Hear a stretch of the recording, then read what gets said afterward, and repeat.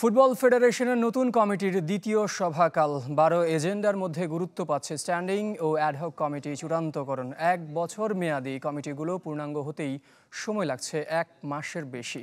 এদিকে ঘরোয়া ফুটবল মাঠে থাকলেও গুরুত্বপূর্ণ 2 সাব কমিটি রেফারিজ ও গ্রাউন্ডস নিয়ে উদাসীন বাফুফে। 2 বিদেশি কোচের চুক্তি বিষয়ে বুধবার সিদ্ধান্ত হওয়ার সম্ভাবনা কম।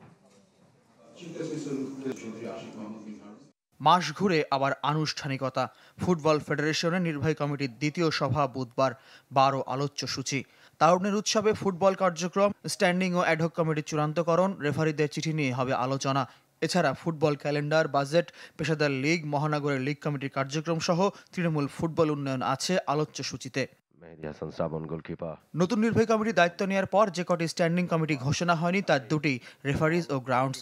সে সময় ফেডারেশন জানিয়েছিল অঘোষিত সাব কমিটিতে পুরনো চেয়ারম্যান বহাল আছে, অথচ রেফারিজ কমিটিতে কোনো চেয়ারম্যানই নেই, দায়িত্বে কো চেয়ারম্যান। আর ফেডারেশনের একাধিক কর্মকর্তার সাথে কথা বলেও নিশ্চিত হওয়া যায়নি গ্রাউন্ডস কমিটি আদৌ আছে কিনা।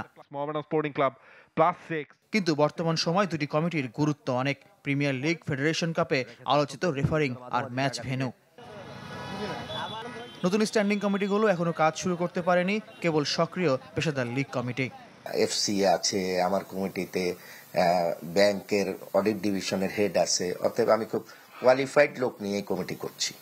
আসে সেই সমস্ত কমিটিগুলো আগামীকালকে ইয়েতে পাস হবে। Grassroot level to top level পর্যন্ত যে পাইপলাইনে প্লেয়ার আসার কথা, একমাত্র জায়গায় হচ্ছে পাইনিয়ার লিগটা। প্রেসিডেন্ট সাহেব অনুমোদন দিলে এটা কমপ্লিট হয়ে যাবে এবং আগামী সপ্তাহ থেকে আশা করতেছি যে কার্যক্রম চালু হয়ে যাবে। এ মাসে শেষ হচ্ছে পুরুষ ও নারী জাতীয় দলের 2 বিদেশি কোচ হাভিয়ের কাবরেরা ও পিটার বাটলারের মেয়াদ।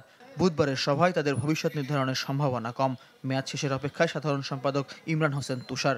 নির্বাহী সভায় তাকে নিয়েও আলোচনা হতে পারে।